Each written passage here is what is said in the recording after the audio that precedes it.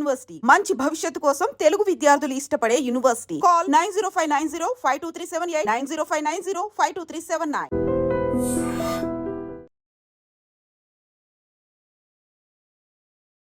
నమస్తే, welcome to iDream social spotlight with కవిత.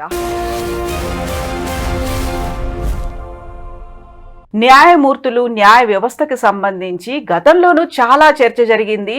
అవినీతి అనేది ఉంది అనేటువంటి వాదాలు, వివాదాలు ఇవన్నీ కూడా కొనసాగుతూనే వస్తున్నాయి. సడన్ గా ఢిల్లీ హైకోర్టు జడ్జ్ యశ్వంత్ వర్మ ఇంటి ప్రెమిసెస్ లో దొరికినటువంటి డబ్బు సంచులతో మరొకసారి ఈ చర్చ మొదలైంది. యాక్చువల్గా ఏం జరిగింది? అడ్వకేట్లు అతీతుల నిజంగా వర్మ చేస్తున్నటువంటి వాదనలేంటి? కోర్టులు ఏం చెప్తున్నాయి? అడ్వకేట్లు ఏమంటున్నారు? మనతో పాటుగా ఉన్నారు హైకోర్టు అడ్వకేట్ కాంపల్లి ఉదయకాంత్ గారు. ఉదయకాంత్ గారు నమస్కారం. నమస్కారం మేడం. నోట్ల కట్టలు దొరికాయి, ఎంతో కూడా తెలియదు, కాకుంటే నా ఇంట్లో కాదది, నా ప్రెమిసెస్ లో మాత్రమే దొరికింది, నాకు సంబంధం లేదు. యశ్వంత్ వర్మ చేస్తున్నటువంటి వాదనలు ఏం జరిగింది? మీరు అన్నది నిజమైతే బాగుండేది మేడం. నోట్ల కట్టలు దొరికితే బాగుండేది, కనీసం అది ప్రభుత్వం ఖజానాలో నిండబడేది. కానీ ఇక్కడ నోట్ల కట్టలు దొరకలేదు, కాలిపోయిన నోట్లు దొరికినాయి అక్కడ. అది బాధాకరం మేడం. కట్టల రూపాయలు కాలిపోయేసి దొరికినాయి. దాన్ని వెతికి చూస్తే కొన్ని కోట్ల రూపాయలలో ఉన్నాయని చెప్పి నిర్ధారణలోకి వచ్చినాయి. మీడియా ఛానల్స్ అన్నీ మాట్లాడుకుంటా ఉన్నాయి. ఇటువంటి పరిస్థితుల్లో అది నా ప్రెమిసెస్లో దొరికినాయి, నాకు సంబంధం లేదు, లేకపోతే నా అవుట్ హౌస్ ఉందో, లేకపోతే నా డ్రైవర్దో, నా పిఏదో, లేకపోతే ఇంకోటిది అనడంలో ఎటువంటి ట్రాన్స్పరెన్సీ లేదు, జెన్యూనిటీ లేదు. Black and white evidence. And దాని తర్వాత సుప్రీంకోర్టు ఇట్ సెల్ఫ్ ఆయన యొక్క ఇన్సిడెంట్ను అటాచ్ చేస్తే ఆయన ట్రాన్స్ఫర్ చేసింది. మరి ఏమి లేనిది ఎందుకు ఆయన ట్రాన్స్ఫర్ చేయాల్సి వచ్చింది? నిప్పు లేని పొగరాదంటాము. ఇక్కడ నిప్పు వచ్చింది, నిప్పుతో పాటు పొగ వచ్చింది, పొగతో పాటు డబ్బులు బయటకు వచ్చినాయి అన్నది ఈరోజు స్పెక్యులేషన్ సమాజంలో జరుగుతున్నది. అందరూ మాట్లాడుకుంటున్నారు. సందర్భం వచ్చింది కాబట్టి మనం కూడా మాట్లాడుకోవాల్సిన పరిస్థితి వచ్చింది. సరే, ఏదేమైనప్పటికీ వన్స్ ఇంటర్ప్రిటేషన్ అంటాం మేడం. ఏదన్నా ఇన్సిడెంట్ జరిగింది, ఒక వ్యక్తిని ట్రాన్స్ఫర్ చేసినారు, ఎందుకు ట్రాన్స్ఫర్ చేసినారు, దానికి కొరిలేట్ అయింది. అంత సడన్ గా ఎందుకు చేయాల్సి వచ్చింది? ఇల్లు కాలితే వ్యక్తిని ట్రాన్స్ఫర్ చేయాలి, ఇల్లు కాలితే వ్యక్తిని ట్రాన్స్ఫర్ చేయాలి. మనందరం కలిసి సింపతి ఎక్స్ప్రెస్ చేయాలి. మీడియా వాళ్ళు, మీరు, నేను అందరం పోయేసి అయ్యో పాపం ఇట్లా కాలిపోయింది, ఆయన ఎంత నష్టపోయినాడు, ఆయన కష్టంతో సంపాదించుకున్న డబ్బో, లేకపోతే కూడబెట్టుకున్న పాస్తులు, లేకపోతే ఇంకేమన్నా నష్టపోయినారా, ఎవరికైనా ప్రాణహాని జరిగిందా అని చెప్పి మనందరం కూడా సింపతి ఎక్స్ప్రెస్ చేయాలి. కానీ ఈరోజు ఆస్తి నష్టం కంటే చర్చ ఎక్కువగా అక్రమ ఆస్తి అనేది ఎందుకు కొనసాగుతుంది? అదే అంటున్నాం కదా, మీరే అన్నారు కదా నోట్ల కట్టలు దొరికినాయి అని చెప్పి. నేను అదే బాధపడుతున్నాను. కట్టలు దొరికితే బాగుండేది, కానీ కట్టలు దొరకలేదు. పొగ, నిప్పు, మొత్తం యాష్ దొరికింది. నోట్లు కాలబడ్డ యాష్ దొరికింది. కట్టల రూపాయలు కాలబడ్డట్టుగా యాష్ దొరికింది. ఏమైపోతుంది సమాజం? ఎక్కడికి వెళ్ళి వచ్చిన ఈ డబ్బు? ఎందుకు వచ్చింది ఇంత డబ్బు? అంటే జుడిషియరీకి, అంటే జడ్జెస్కున్న ప్రివిలేజ్ ఏంటంటే మేడం, ఎవరు కూడా వాళ్ళ ఇంట్లోకి వెళ్ళడానికి వీల్లేదు, వాళ్ళ కన్సర్న్ లేకుండా వాళ్ళని అడగడానికి వీల్లేదు. ఒక జడ్జి మీద ఆరోపణ వస్తే దాని మీద చర్య తీసుకోవడానికి ఎటువంటి అథారిటీకి రైట్ లేదు. ఒక జడ్జి మీద ఎఫ్ఐఆర్ కట్టడానికి లేదు. ఇన్ని ప్రివిలేజెస్ ఉన్న వ్యక్తి ఇంట్లో డబ్బులు దొరికినాయి అంటే తనకున్న ప్రివిలేజెస్ని వాళ్ళు మిస్యూజ్ చేసుకుంటున్నారు. ఏం చేస్తే అంత డబ్బు అక్కడికి వచ్చింది? సరే, నీది కాదు, నీ ప్రెమిసెస్లో దొరికింది. నీ ప్రెమిసెసే కదా, నీకు తెలియకుండా ఎట్లా జరిగింది? పోనీ అంత డబ్బు సంపాదించే అంత గొప్పటి వాళ్ళు నీ ప్రిమిసెస్లో ఎక్కడున్నారు? నాది కాదు, అది నా ప్రిమిసెస్లో ఉంది అంటే ఉంది అన్నది మాత్రం నిర్ధారించింది కదా ఆ వ్యక్తి. డబ్బు ఉంది అని నిర్ధారించే కదా నాది కాదని చెప్పేసి అన్నాడు. మరి నీది కాకపోతే ఎవరిది? ప్రిమిసెస్ అంటున్నాడు, నా ప్రిమిసెస్ అని అంటున్నాడు కదా. ఎలా చొరబడ్డారో తెలియకుండా ఎలా వస్తుంది? పోనీ పెట్టగలిగేటోడికి అంత డబ్బు ఎందుకు వస్తుంది? అంత డబ్బున్న వ్యక్తి అక్కడే ఎందుకు పెట్టాలి? ఒక పెద్ద బిల్డింగ్ కట్టుకొని వారింట్లో పెట్టుకోవచ్చు కదా. నీ ప్రెమిసెస్లో ఎందుకు పెట్టాలి? తప్పించుకోవడానికి నకల్ కర్నేకి అక్కల్ చాయి అన్నారు. అంటే నువ్వు ఏదైనా యథా పని చేయాలని కూడా కొంచెం సెన్స్ ఉండాలి. ఇంత స్థాయి అనుభవించిన తర్వాత కూడా నువ్వు ఇచ్చే స్టేట్మెంట్స్ ఏ రకంగా ఉన్నాయి? ఈరోజు సభ్య సమాజం సిగ్గుపడుతుంది. మనిషి చనిపోక ముందు చివరి సోర్స్ ఏదైనా ఉన్నది న్యాయం గురించి కొట్లాడాలంటే భగవంతుడి కంటే నెక్స్ట్ స్టేజ్ జ్యుడిషియరీది, న్యాయమూర్తులది. అటువంటి న్యాయ వ్యవస్థనే నువ్వు ఈరోజు భ్రష్టు పట్టించే విధంగా ఈరోజు మీడియా కథనాలు, వార్తలు వస్తున్నాయంటే తలదించుకోవాలా న్యాయ వ్యవస్థ? మాలాంటి అడ్వకేట్స్ ఏం మాట్లాడతాం? ఇంత మేము కొట్లాడినా కూడా జడ్జి ఇచ్చే తీర్పే కదా madam. That is ultimate right. మరి మేము బట్టలు చింపుకునేంత రాత్రిపాలు పుస్తకాలు చదివేసి కేసులు తీసుకొని వాదోపవాదాలు కోర్టుకు వినిపించిన తర్వాత నీకు వచ్చే తీర్పు తనకిచ్చే ప్యాకేజీ మీద డిసైడ్ అవుతుందంటే మరి ఏం మాట్లాడుతాం? ఏ సమాజంలో ఉన్నాము? ఎటువంటి జ్యుడిషియరీ ఫంక్షన్ అవుతుంది మన దేశంలో?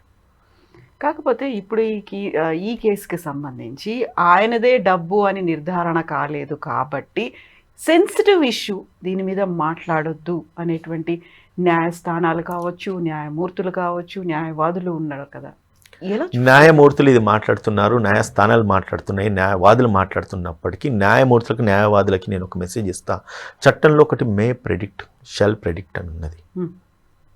దాన్ని మీరు అటెస్ట్ చేస్తూనే ఒక వ్యక్తిని నువ్వు ట్రాన్స్ఫర్ చేసినట్టే ఇట్ మే ప్రెడిక్ట్ దట్ ఆయన తప్పు చేసినాడు. అక్కడ డబ్బు దొరికింది, డబ్బు కట్టలు దొరికింది, అది నా ప్రెమిసెస్ అని ఎప్పుడైతే అంటున్నాడో you shall predict that. You may predict and you shall predict, and law is very particularly saying that may predict and shall predict. నువ్వు ఒక వ్యక్తిని ట్రాన్స్ఫర్ చేసిన ఉన్నప్పుడే దెర్ ఇస్ మే ప్రెడిక్షన్. అక్కడ డబ్బు దొరికింది, యూ షెల్ ప్రెడిక్ట్ దట్ అని చెప్తుంది. మరి ఈ ఇంటర్ప్రిటేషన్స్ మరి మీ జడ్జెస్కు మా జడ్జెస్కు తెలియదా? అండ్ ఇప్పుడు మీరు అన్నారు ట్రాన్స్ఫర్ చేయడంతో పాటుగా ఇప్పుడు తీర్పులు ఇచ్చినటువంటి ఆ కేసులకు సంబంధించి మళ్ళీ తిరగదోడాలి, పునః పరిశీలించాలి అనేటువంటి ఒక వాదన కూడా వినిపిస్తుంది. కమిటీ వేయాలి. ఆ కమిటీలో ఈయన ఇదివరకు ఎన్నైతే తీర్పులు ఇచ్చినారో, తీర్పులు ఇచ్చినవి బయాస్గా తీర్పులు ఇచ్చినారో, నిజంగానే లా ఇంప్లిమెంట్ చేసి తీర్పులు ఇచ్చినారో, ముమ్మాటికి ఇది నేను కూడా డిమాండ్ చేస్తున్నాను. ఎందుకు ఇవ్వద్దు? ఎక్కడికి వెళ్ళి వచ్చింది ఇంత డబ్బు? నీకు ఏ కేసెస్లలో నువ్వు తప్పుడు తీర్పులు ఇస్తే న్యాయంగా నువ్వు రెండర్ చేయడానికి ఎవరు డబ్బులు ఇవ్వరు. రాంగ్ని నువ్వు రైట్ చేయడానికే కదా నీకు డబ్బులు ఇస్తారు. రైట్ను రైట్ చేయడానికి నీకు ఎవరు డబ్బులు ఇవ్వరు కదా. ఇవన్నీ స్పెక్యులేషన్స్ నేను చెప్తున్నా. ఏ స్పెక్యులేషన్స్ అయితే బయటకు వచ్చింది దాని మీద నేను మాట్లాడుతున్నా. యశ్వంత్ వర్మ గారు చాలా మంచి వ్యక్తి, న్యాయమూర్తి. ఢిల్లీలో ఆయన హైకోర్టులో ఒక మంచి జడ్జే, నేను కాదని అంటలేను. తన మీద ఏదైతే ఆరోపణ వచ్చిందో ప్రజలు కోడై కూస్తూ ఉన్నారు కాబట్టి మనం ఈరోజు మాట్లాడుకునే పరిస్థితి వచ్చింది. ఇంతటి మహానుభావుని మీద ప్రజలు ఎందుకు ఇట్లా మాట్లాడుతున్నారు? ఈ మహానుభావుని లాగానే మిగిలిపోవాలి, కానీ ఈ మహానుభావుని మీద జ్యుడిషియరీ మీద ఎటువంటి మచ్చపడద్దు అని నేను మాట్లాడుతున్నా. ఎలాంటి మరకలు ఉండకూడదని నేను మాట్లాడుతున్నా. గాడ్ ఫర్ బిడన్, అది నిజంగా అది డబ్బు కావద్దు, అది జస్ట్ ఒక యాష కావాలని నేను మాట్లాడుతున్నా. సమాజం అంతా ఈరోజు మాట్లాడుతుంది కాబట్టి నేను మాట్లాడుతున్నా. ఎక్కడికి పోతుంది మన సమాజం? ఇన్ని కోట్ల రూపాయలు వస్తున్నాయి, ఒక న్యాయమూర్తిగా నువ్వు ఉంటున్నావు కదా, నీ మీద ఇటువంటి మచ్చ పడద్దన్న కన్సర్న్తో నేను మాట్లాడుతున్నా. ఎందుకంటే జస్టిస్ గురించి అని చెప్పేసి ఎవరైతే వస్తున్నారో న్యాయ వ్యవస్థ మీద పూర్తి విశ్వాసం కోల్పోతున్నారు ప్రజలు. నువ్వు చేసి ఇది జరిగినది తప్పే కావాలని చెప్పేసి భగవంతుని ప్రార్థించుకుంటూ నేను మాట్లాడుతున్నా. ఈరోజు మనం ఏమి కోల్పోతున్నాం ఈరోజు సమాజంలో, సమాజానికి ఎటువంటి మెసేజ్ ఇస్తున్నామో ఇది తప్పు కావాలని నేను కోరుకుంటున్నాను మేడం. అంతకుమించి నేనేం చెప్పలేదు. సో గతంలో ఇలాంటి చర్చలు చాలా జరిగినప్పుడు కొంతమంది రిటైర్డ్ జడ్జిలు కూడా, సుప్రీంకోర్టు జడ్జిలు కూడా బయట మాట్లాడింది, ఎక్కడైతే మజిల్ పవర్ ఉందో, ఎక్కడైతే మనీ పవర్ ఉందో, ఎక్కడైతే పొలిటికల్ పవర్ ఉందో అటువైపు కొంచెం ఇంక్లైన్డ్గా కనిపిస్తున్నాయి తీర్పులు, అందులో సెట్ చేయాల్సినటువంటి అవసరం ఉంది, కొంతమంది న్యాయమూర్తుల వల్ల న్యాయ వ్యవస్థకి ఒక చెడ్డ పేరు వస్తుంది అనేటువంటి వాదన గతంలో చేశారు. దీని మీద దేశవ్యాప్తంగా చర్చ జరగాల్సినటువంటి అవసరం ఉంది అనేది కూడా ఉంది కదా. సో ఇలాంటప్పుడు మీరు చెప్పినట్టుగా నిజంగా న్యాయం జరుగుతుంది, మాకు కోర్టు ఉంది అనే ఒక నమ్మకం నిరపరాధులో లేకుంటే అమాయకులో కామన్ మ్యాన్కో ఎలా వస్తుంది, ఎలా ఇవ్వగలిగారంటారు? పోతుంది కాబట్టి ఈరోజు మేము మాట్లాడుతున్నాం, పోతుంది కాబట్టి ఈరోజు నేను నా ఆవేదనను ఎక్స్ప్రెస్ చేస్తున్నాను. ఒకటి చూడండి, ప్రభుత్వం ఈ supreme, judges and judiciary and administration ఏది గవర్నమెంట్ ప్యారలల్ పిల్లర్స్, రైట్. ప్రభుత్వాలు తప్పు చేస్తే ప్రశ్నించే సమర్థత జ్యుడిషియరీ మీద. జ్యుడిషియరీ తప్పు చేస్తే కనుక వాళ్ళని తీసివేసే అధికారం ప్రభుత్వం మీద ఉంది, రైట్. ఇది ఇంటర్లింక్ అయి కోరిలేట్ అయి ఉన్నది. ఒక జడ్జు కొన్ని తీర్పులు ఇస్తాడంట, తీర్పులు ఇచ్చి రిటైర్ అయిపోతాడంట. ఆ రిటైర్ అయిపోయిన జడ్జిని ఇంకో రాష్ట్రానికి గవర్నర్ని చేస్తారంట. నిజంగా ఇది ఎక్కడుంది సమాజంలో? ఏ చట్టంలో, ఏ రాజ్యాంగంలో రాస్తుంది మేడం?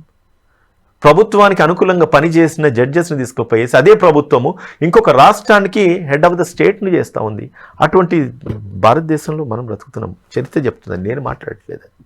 జరిగిన విషయాన్ని నేను చెప్తున్నాను, నేను కొత్తగా చెప్పట్లేదు. నేను పేరు చెప్పదలుచుకోవాలి, పేరు చెప్పకూడదు కాబట్టి చెప్పట్లేదు. నేను నీకు అనుకూలంగా అయిన ప్రభుత్వానికి అనుకూలంగా పనిచేసి జడ్జిని తీసుకుపోయి అక్కడ పెడుతున్నారు. జడ్జిలకు ప్రొటెక్ట్ చేయడానికి ప్రభుత్వాలు ఈ రకమైన ప్రివిలేజెస్ ఇస్తున్నాయి. మరి మిస్యూజ్ చేసుకోకపోతే ఏం చేస్తారు వీళ్ళు? అవకాశం ఉన్నది, అవకాశం ఉన్న రోజులు నువ్వు వినియోగించుకుంటున్నావు, కానీ ఏం చేస్తావు ఇంత డబ్బును? నువ్వు ఒక మాట నీ గుండెల మీద చేసుకొని నువ్వు మాట్లాడుకొని సంబంధం చెప్పుకొని ఉంటే బాగుండేది కదా. రూము నిండా డబ్బులు ఏం చేస్తారు నాకు అర్థం కాదు. హైకోర్టు జడ్జెస్ ఆ స్థాయికి వచ్చినారంటే మినిమం 55 అండ్ అబోనే ఉండొచ్చు, మేబీ ఏజ్ 50 to 55 మధ్యలో ఉంటారు. ఇంకా ఎన్ని రోజులు ఉంటాం ప్రపంచంలో ఈ భూమి మీద? ఏం తీసుకెళ్తాం, ఏమి ఇచ్చేళ్తాం? నెక్స్ట్ జనరేషన్ కోసం అండి.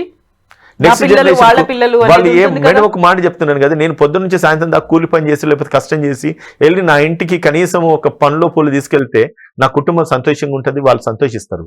నేను తప్పు పని చేసేసి నేను దోసుకొని సాయంకాలం నేను బిర్యానీ తీసుకెళ్ళినా కూడా వాళ్ళకి ఆ ప్రాప్తం ఉండదు కదా madam.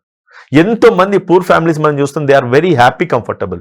As long as you're going రిచ్కి వెళ్ళిన కొద్ది చూస్తే ఫ్యామిలీస్లో డిఫరెన్సెస్ వస్తున్నాయి. భార్యాభర్తలు కలిసి ఉండలేని పరిస్థితి, తల్లిదండ్రులు కలిసి ఉండలేని పరిస్థితి, ఒక ఇంట్లో అత్తకోడలు కలిసి ఉండలేని పరిస్థితి ఎందుకు వస్తుంది? The more you get money, ఎక్కడి నుంచి వస్తుంది? ఇట్స్ ఆన్ ఇలిసిటేట్, అంటే ఇలీగల్ మనీ నువ్వు ఎప్పుడైతే అక్వైర్ చేస్తావో నీ పీస్ కూడా అక్కడే కోల్పోతావు. పీస్ కోల్పోయిన తర్వాత సమాధానం నీ ఇంట్లో ఉండదు. అటువంటి సమాజంలో ఇవన్నీ ఎట్లా ప్రివైల్ అవుతాయి? This is how the system is. కాంక్రీట్గా దీన్ని సెట్ చేయాలి, మార్చుకోవాలి. ఈరోజు మాట్లాడితే అంటే మేము మాట్లాడితే కంటెంప్ట్ అవుతుంది. ఎవరు కంటెంప్ట్ చేస్తారు మేడం? ఒక మాట అడుగుతున్నా, ఒక జడ్జి తప్పు చేస్తున్నాడని చెప్పేసి పబ్లిక్లో మనం మాట్లాడితే అది కంటెంప్ట్ ప్రొసీడింగ్స్ ఎవరు ఇంప్లిమెంట్ చేయాలి? మళ్ళీ జడ్జిలు చేయాలి. అంటే ఒక జడ్జి తప్పు చేసినాడని చెప్పేసి మేము మాట్లాడితే మాట్లాడకూడదని ఎందుకు అంటున్నారంటే అనేది మళ్ళీ జడ్జిలే అంటున్నారు. ఎందుకంటే ఈ తప్పును మీరు ప్రోత్సహిస్తున్నారా? ఈ తప్పును మీరు అటాచ్ చేస్తున్నారా? ఈ తప్పును మళ్ళీ మీరు చేస్తే మిమ్మల్ని కూడా ఎవరు అడగద్దనా? మేబీ కంటెంప్ట్ అవుతుంది కావచ్చు, ఇనిషియేట్ చేయండి ప్రొసీడింగ్స్. ఉరేస్తారా వేయండి, నా బార్ కౌన్సిల్ నా క్యాన్సిల్ చేయండి, లేకపోతే నా జైలు పెడతారు, పెట్టండి. ఎంతమందిని పెడతారు? ఎందుకు పెడతారు? ఒక వ్యక్తి తప్పు చేసినాడని ప్రజలు మాట్లాడుకుంటున్నారు, దాన్ని మేము క్లారిటీ ఇవ్వాలనుకుంటున్నాం. అదే ఉద్దేశంతో నేను ఈరోజు మీ మీడియా ఛానల్ ముందుకు వచ్చిన. మళ్ళీ కంటెంప్ట్ ప్రొసీడింగ్స్ మళ్ళీ జడ్జెస్ ఇవ్వడం ఏంటండి? నాకు అర్థం కాదు. ప్రభుత్వాన్ని ఇమ్మనండి, నువ్వు న్యాయమూర్తికి పట్ల మీరు తప్పుగా మాట్లాడిన ఉదయం అని చెప్పేసి, లేకపోతే ప్రభుత్వం చర్య తీసుకోమనండి, లేదంటే కనుక ఓ పబ్లిక్ కోర్టు పెట్టమనండి, ప్రజా కోర్టులో నిర్ణయం తీయమనండి. ఈరోజు మైకులు తీసుకొని మీరు వెళ్ళండి. ఈరోజు ఇన్సిడెంట్ జరిగింది, మాట్లాడితే మరి కంటెంప్ట్ అంటున్నారు, మనం మాట్లాడితే తప్పు అని చెప్పేసి అంటున్నారు, మనం మాట్లాడొచ్చా లేదని పబ్లిక్ని అడగండి. ఈ ప్రజలే కదా ఆ ప్రభుత్వాలను ఏర్పాటు చేసినారు, ఆ ప్రభుత్వాలే కదా వీళ్ళని నియమించినారు. ఒక ప్రెసిడెంట్ లా మినిస్టర్ అండ్ దాని తర్వాత ఒక ప్రెసిడెంట్ కన్సెంట్తోని president of India prime minister కన్సర్న్తో ప్రెసిడెంట్ ఆఫ్ ఇండియా అపాయింట్ చేస్తున్న జడ్జెస్. మరి ఆ ప్రైమ్ మినిస్టర్ను లేకపోతే ఆ లా మినిస్టర్ను ఎన్నుకునేది ఇదే ప్రజలు కదా. మన ప్రజలను తీర్పిమనండి మేము మాట్లాడే తప్పంటే. Yes, so justice delayed is justice denied అనే మాట ఉంటుంది. ఈ కేసుకు సంబంధించి తొందరగా తేలుతుందా, ఇది కూడా జాప్యం అవుతుందా? మీరు అన్న వర్డ్ని నేను కరెక్ట్ చేస్తాను మేడం, కరెక్టే మీరు అన్నది కూడా. ఇదివరకు ఉండేది ఏమనంటే justice may delay, it cannot be denied అన్నారు ఇదివరకు. ఇప్పుడు మీరు అంటున్నారు తలదించుకునే పరిస్థితి ఈరోజు జ్యుడిషియరీ మీద ఉంది. జస్టిస్ డిలేడ్, జస్టిస్ డినైడ్ అని మీరు అంటున్నారు. అది కాదు యాక్చువల్గా. అది వచ్చింది justice made delay, it cannot be denied అన్నారు. దాన్ని ఈరోజు పరిణామాలు చూస్తే ఇటువంటి స్టేట్మెంట్స్ బయటకు వస్తున్నాయి. న్యాయం జరుగుతుందంటే ఖచ్చితంగా న్యాయం జరుగుతుంది, కానీ న్యాయాన్ని జరిపించే యంత్రాంగం ఏదైతుందో ప్రాపర్గా పనిచేసినప్పుడే జరుగుతుంది.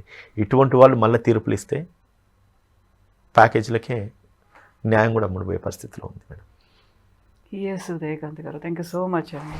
Thank you.